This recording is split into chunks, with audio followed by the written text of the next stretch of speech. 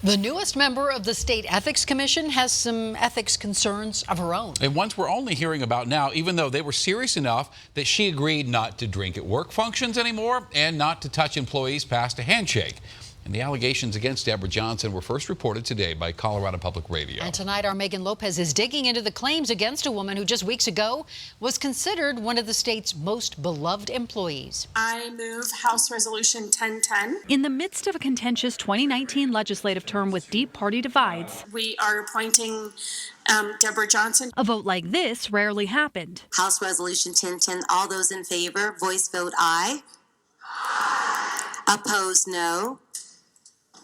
The motion is passed. Unanimous approval for Debra Johnson to serve on the state's Independent Ethics Commission. It's a commission that looks into reports of ethical violations by local and state government employees. But just about 2 weeks before Johnson is set to participate in her first commission hearing, allegations of misconduct have surfaced from 2016 when she served as Denver's clerk and recorder. The allegation was that the clerk lifted the dress of one of the female staffers. Amber McReynolds is the former director of elections for Denver. It was a really difficult situation, to be honest with you. She's the one who reported those allegations to the city attorney's office. My involvement was to protect and try to help the staff. Denver 7 obtained city attorney records showing that investigation cost $30,000 in legal fees. McReynolds says eventually an agreement was reached for Johnson to go to counseling and Not drinking with staff, not coming to the office without coordinating a visit, not meeting with staff individually. You know, she was a very good clerk and recorder. Jane Feldman is the former executive director of the Colorado Ethics Commission. That this should have been public knowledge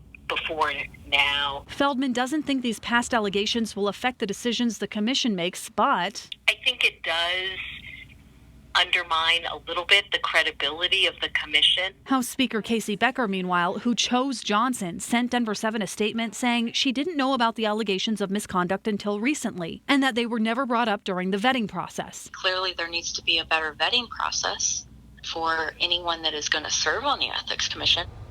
For her part, Debra Johnson was not available for a comment today about those allegations. House Minority Leader Patrick Neville said he had offered other options for that position, but they were all dismissed. However, he said when he worked with Johnson, he found her to be fair and judicious. Now, the first one of those meetings is going to be happening for her to serve as a commissioner for a hearing is on August 26th, so 21 days from now, guys. Coming up. All right. Certainly Megan, alarming. Yeah, thank you, Megan.